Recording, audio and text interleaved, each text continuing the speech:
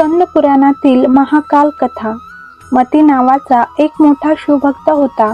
अपत्य प्राप्तीसाठी त्यांनी 100 वर्ष भगवान शिवाची कठोर तपश्चर्या केली होती. भगवान शिवाने त्याला मुलाचा आशीर्वाद दिला. वेळ आल्यावर त्याची पत्नी गरोदर राहिली. 4 वर्ष पत्नीने बाळंतपण केलं नाही तेव्हा मती खूप काळजीत पडला. काळमार्ग नावाच्या राक्षसाच्या भीतीने गर्भातील मूल बाहेर पडत नसल्याचे समोर आले. पोटातील बालकाला शिवाचे ज्ञान का देऊ नये असा विचार मतीने केला. त्यांनी मुलाला शिवज्ञान देण्यास सुरुवात केली.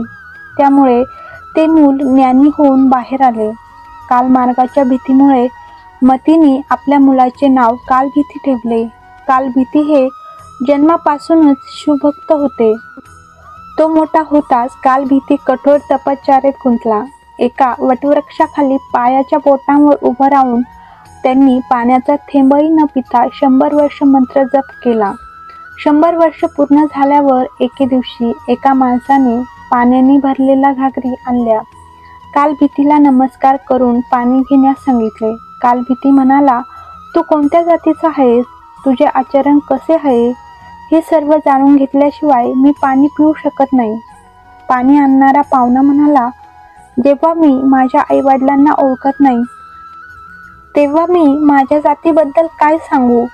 नैतिकता, विचार आणि धर्म यांच्याशी माझा काहीही संबंध नाही. कालभीती म्हणाले, माझ्या गुरूंच्या मते जो आपल्या कुळाची माहिती नसताना कोणाकडून अन्न पाणी घेतो तो लगेच संकटात पडतो. मी पाणी पिणार नाही साहेब. पाहुणा म्हणाला, तू म्हणतोस त्यावर मी हसतो. जेव्हा प्रत्येकामध्ये फक्त भगवान शंकर वास करतात तेव्हा कोणीही वाईट बोलू नये, कारण ह्यामुळे फक्त भगवान शंकराचा निषेध होतो. हे पाणी अशुद्ध कसे झाले? भांडे चिकन मातीचे बनलेले आहे आणि आगीत भाजलेले आहे, नंतर पाण्याने भरले आहे. माझ्या स्पर्शामुळे अशुद्धता आली का? मग मी इथे या पृथ्वीवर अपवित्र असलो तर तुम्ही इथे का राहता? तू आकाशात का राहत नाहीस? कालभीती म्हणाले, सर्वांमध्ये शिव हा एकच आहे. सर्वांना शिव मानणारे नास्तिक चिखलखाने बंद का करत नाहीत?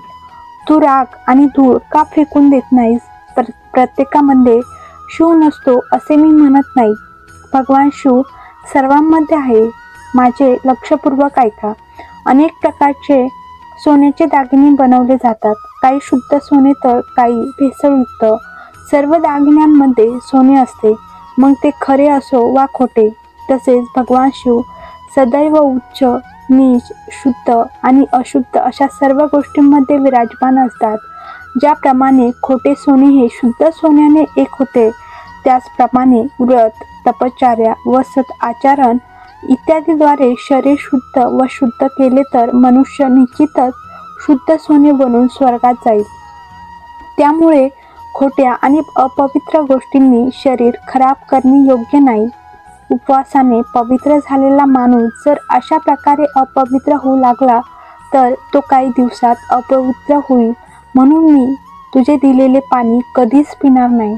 कालभीतीने हे सांगताच पाहुणा हसायला लागला. उजव्या हाताच्या अंगठ्याने जमीन खाजवत त्याने मोठा खड्डा तयार केला. मग त्याने सर्व पाणी त्यात टाकले. खड्डा भरला, पाणी उरले.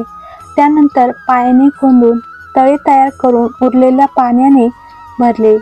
हे विलक्षण दृश्य पाहून कालभीतीला अजिबात आश्चर्य वाटले नाही. पाहुणा म्हणाला, ब्राह्मणदेव, तू मूर्ख आहेस, पण विद्वान असल्यासारखे बोलतोस.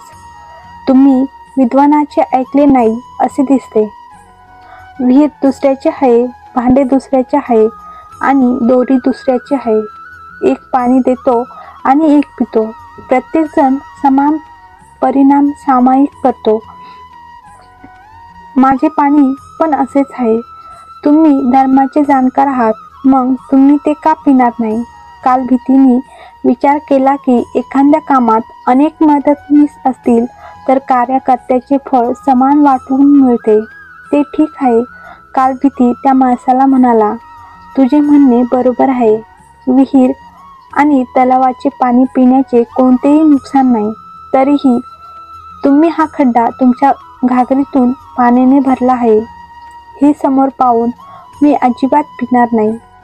काल भीतीच्या हट्टीपणावर हसत हसत तो माणूस गायब झाला. आता काळ भीतीला आश्चर्य वाटले. ही काय कथा आहे असा प्रश्न पडू लागला.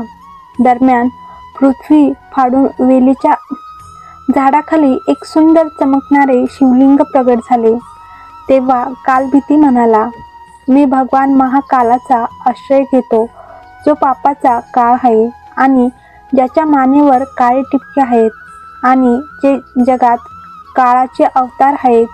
कृपया आम्हाला आश्रय द्या. तुम्हाला पुन्हा पुन्हा नमस्कार. काल भीतीची स्तुती केल्यावर त्या लिंगातून महादेव प्रकट झाले आणि म्हणाले, ब्राह्मण, या महातीर्थात राहून तू माझी जी उपासना केलीस त्यात मी समाधानी आहे. आता तू मृत्यूमार्गापासून निर्भय राहा. मीच मानव रूपात प्रकट होतो. हा खड्डा आणि तळे मी सर्व तीर्थक्षेत्राच्या पाण्याने भरले आहेत. हे सर्वात पवित्र पाणी फक्त तुमच्यासाठी आणले आहे. तू माझ्याकडून कोणताही इष्टवर माग. कालभीती म्हणाला, प्रभू, जर तुम्ही माझ्यावर आनंदी असाल तर येथे कायमचे राहा. ह्या शिवलिंगावर जे काही दान किंवा पूजा केली जाते ती शाश्वत असावी. तू मला मृत्यूपासून मुक्त केले आहेस म्हणून हे शिवलिंग महाकाल नावाने प्रसिद्ध असावे. देव म्हणाले, अक्षय तृतीया, शिवरात्री, श्रावण महिना, चतुर्दशी, अष्टमी, सोमवार आणि विशेष सणांना ह्या तलावात स्नान करून जो कोणी ह्या शिवलिंगाची पूजा करेल त्याला शिवप्राप्ती होईल. येथे केलेला जप, तपश्चर्या आणि रुद्रजप हे सर्व अक्षय असेल. नंदीसह तू माझा दुसरा द्वारपाल होशील. काळावर विजय मिळवून तुम्ही महाकाल ह्या नावाने प्रसिद्ध व्हाल. लवकरच राजर्षी कर्दम येथे येतील. त्यांना धर्माचा उपदेश करून तू माझ्या जगात या. असे म्हणत भगवान रुद्र त्या लिंगात लीन झाले. स्कंद पुराणातील ही कथा ऐकून, वाचून आणि मनन केल्याने महाकाल खूप प्रसन्न होतो. हा व्हिडिओ आवडला असल्यास लाईक करा, सबस्क्राईब करा.